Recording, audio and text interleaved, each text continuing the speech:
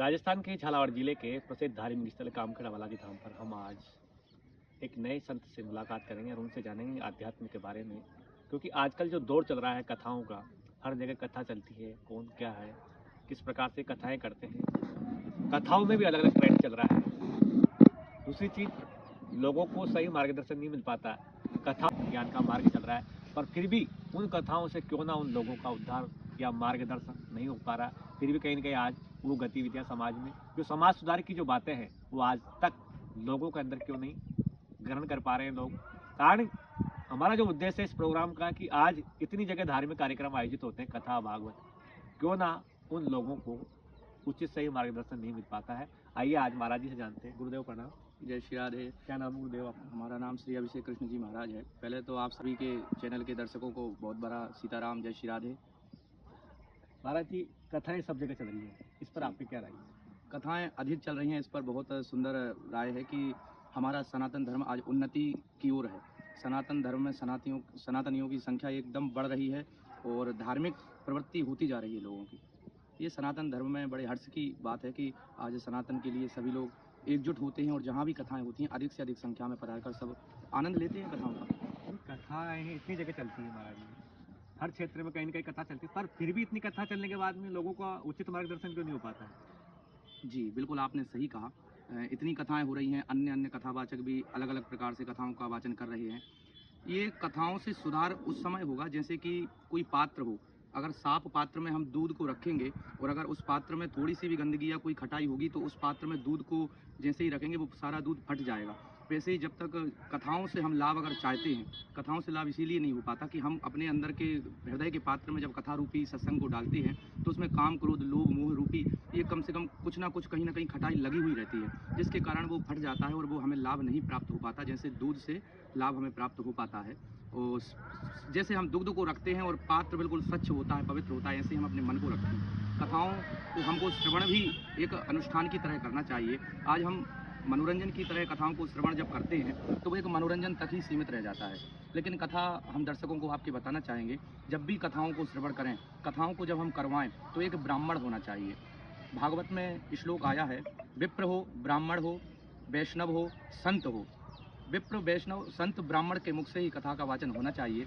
ये लड़कियां हैं, अन्य समाज है, ये अच्छा है, आप सत्संग करिए, प्रभु का स्मरण करिए, ये कोई रोक टोक नहीं है। हमारा सनातन धर्म सबका सम्मान करता है, लेकिन कथा का वाचन एक अनुष्ठान होता है, क्योंकि अनुष्ठान जब नियम से होता है तो उसका लाभ अधिक प्राप्त हो पाता है।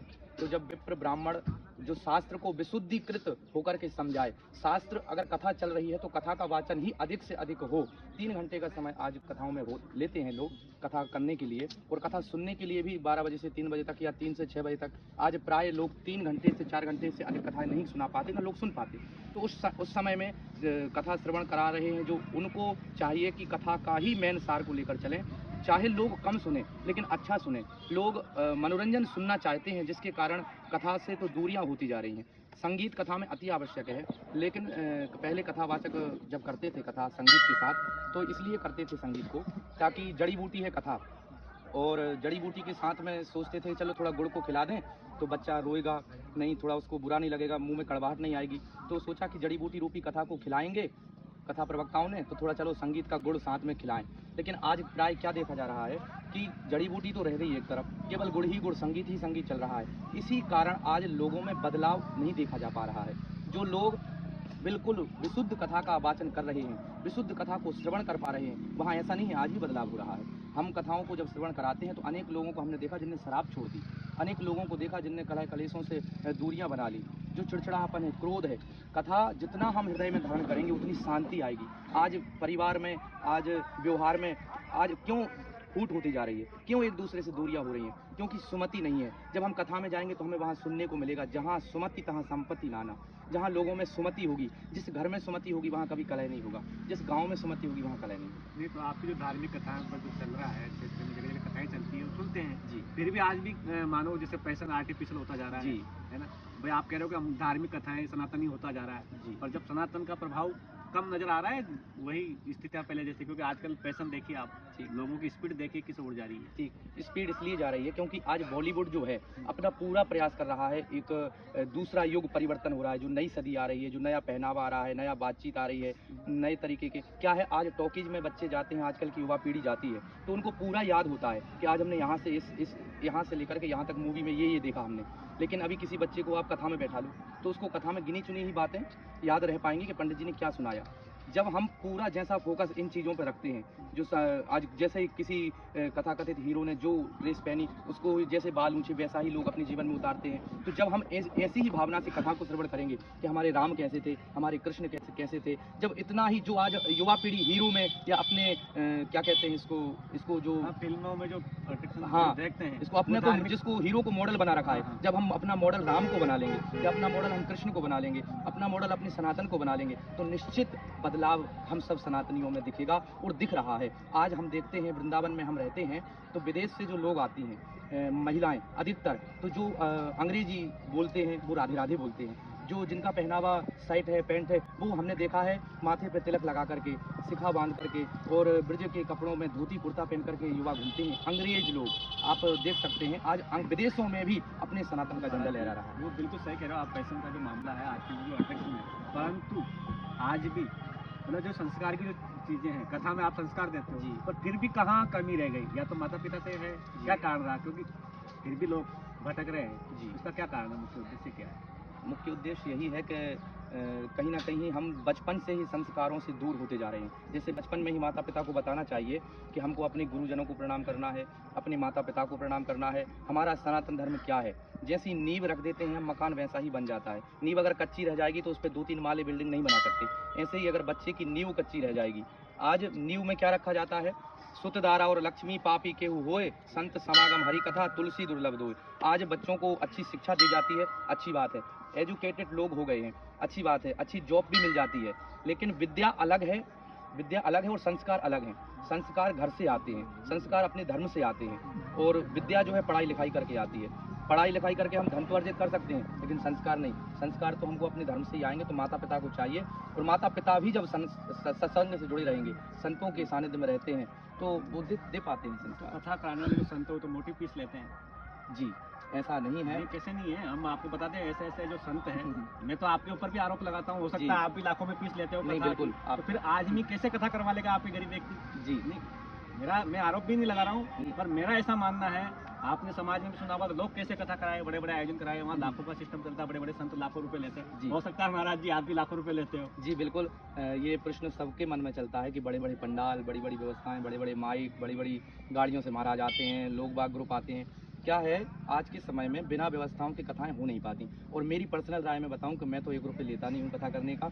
हाँ, व्यवस्थाएं यही कहता हूं, आपकी जैसी सामर्थ्य हो उतनी आप व्यवस्था करेंगे तो उसी व्यवस्था में मैं कथा सुनाऊंगा। जैसे कि थोड़ा सा टेंट लगता है, बिना टेंट के आज कथाएं नहीं हो पाएंगी, क्योंकि मंच नहीं रहेगा। पांडाल तो काफी लंबी, जैसे मान लो जैसे 200-250 फीट या 500 फीट का पांडाल, तो उसमें भी 1.5 लाख रुपए का खर्चा नॉर्मल पांडाल में आ जाता है। जी वो मैं मानता हूँ। माइक का भी पैसा लगेगा, और संगीत में जो वादक आते हैं उनका भी पैसा लगता है। हम बात कर रहे हैं सिर्फ महाराज जी की। महाराज जी कितना पैसा लेते हैं? महाराज जी को चाहिए, देखो भागवत जी विक्रय का नहीं है, क्योंकि जब महाराज लोग, संत लोग, ये व्यापार हो जाएगा, क्योंकि भागवत जी की कीमत कोई दे नहीं सकता। भागवत जी अनमोल है। हमने क्यों पैसा नहीं रखा अपना? क्योंकि भागवत जी को कोई खरीद नहीं सकता। भागवत जी अनमोल है, साक्षात भगवान का विग्रह है भागवत। तो भगवान की कोई क्या कीमत देगा?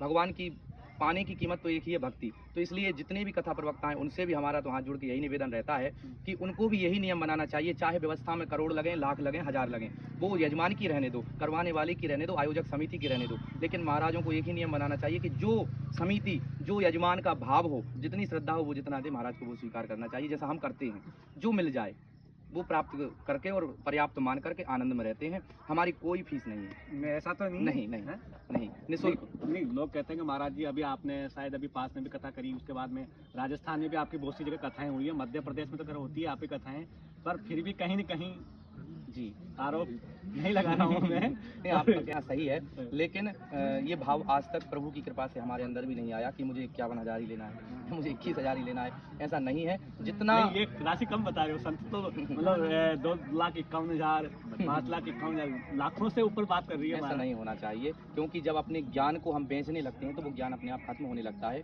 कोई भी सिद्धि तब तक ही रहती है, ज्ञान तब तक ही रहता है जब तक उसको हम सेवा भाव से करेंगे। और कथा और भक्ति और भजन ये सब सेवा का विषय है, आस्था का विषय है। तो इसको जितना सेवा से कहेंगे उतना ही हमारे सनातन के लिए, सनातनियों के लिए भी अच्छा है।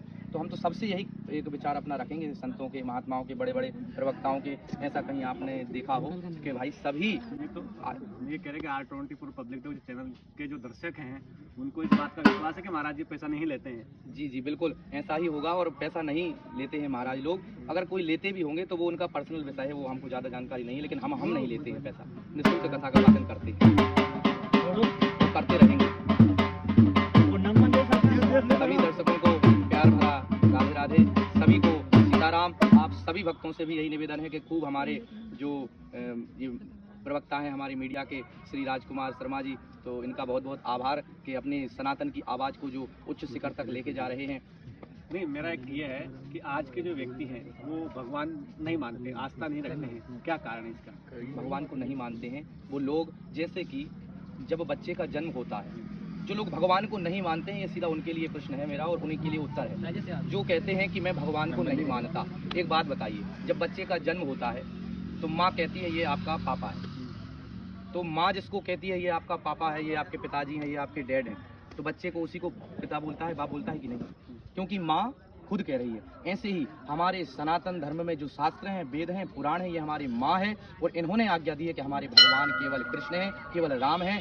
तो जब माँ अगर कहीं ये तेरा बाप है तो बच्चा उस पर क्वेश्चन नहीं कर सकता। ऐसे ही हमारे सनातन में जो माता पिता रूपी हमारे पुराण हैं, वेद हैं, शास्त्र हैं, उन्होंने आज्ञा दे दी कि तुम्हारे राम पिता हैं, तो हम कोई प्रश्न उस पर नहीं कर सकते, वही हमारे पिता हैं। उनको आप मानो ना मानो, अब कोई अपने बाप को भी नहीं मानता, अपने माता पिता को नहीं मानता, उनके लिए क्या कहेंगे?